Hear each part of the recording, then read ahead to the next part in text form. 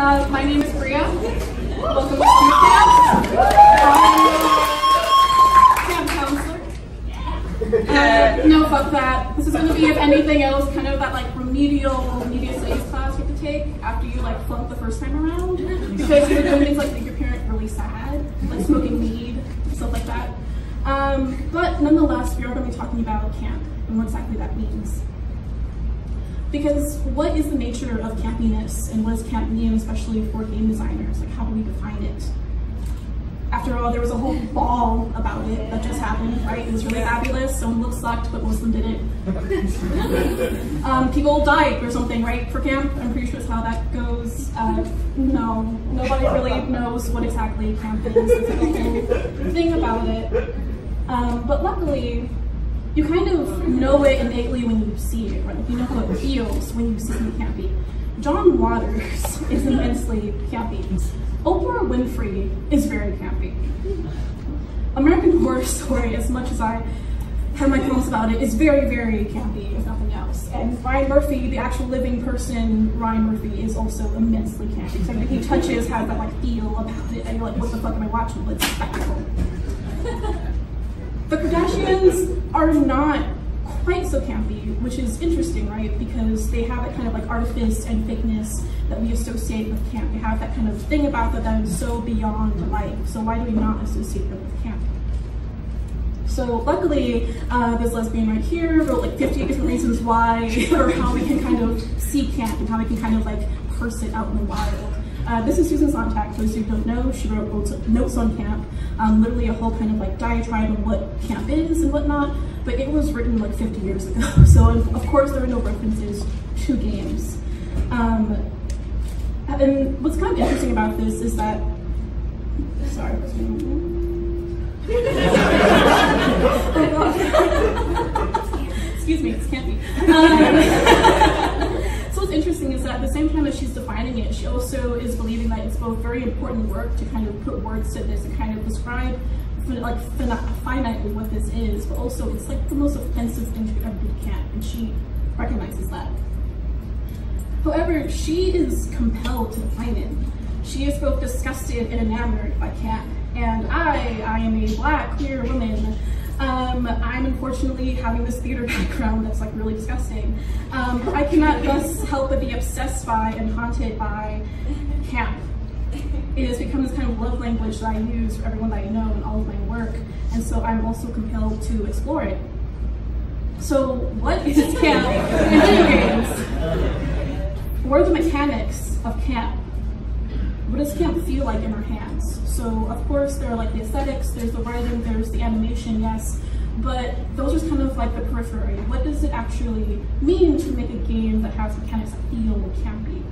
I unfortunately don't know yet. That's kind of something I'm still exploring, of course, but I believe that also just like you can kind of parse like celebrities and movies that feel campy, you can also parse what video games feel campy. So the Galaxy franchise, which I'm obsessed with, is immensely campy. Kingdom Hearts is very schlocky and campy and weird. Undertale and Bayonetta, which is like my absolute shit, are both really, really fucking campy. But Smash Bros. Really isn't, which is interesting. You have all these different characters from all these different franchises coming together for like God knows why. There's like a giant hand in fire, and like maybe we're all in hell.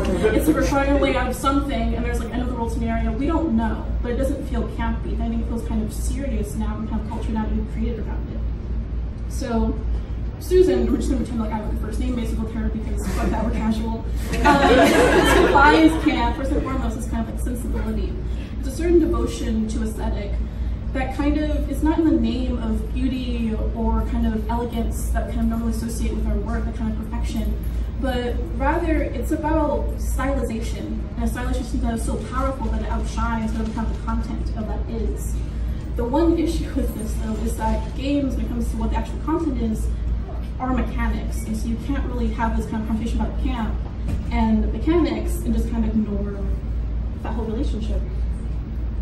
But at the same time, talking about content, how content itself can be campy, you have schlocky dialogue, you have kitschy bodies. Content itself can be camp, like fashion is nothing but the content of the clothing and the body.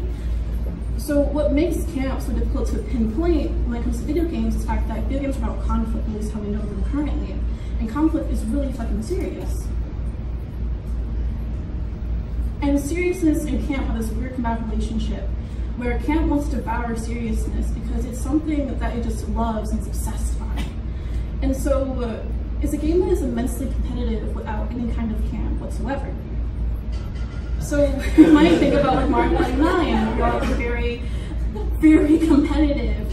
But there are these brief moments where you're playing this minigame and you're just rolling barrels through a fucking like field for no reason. And your friend wins, and you're kind of cursing for a second, and it just doesn't matter.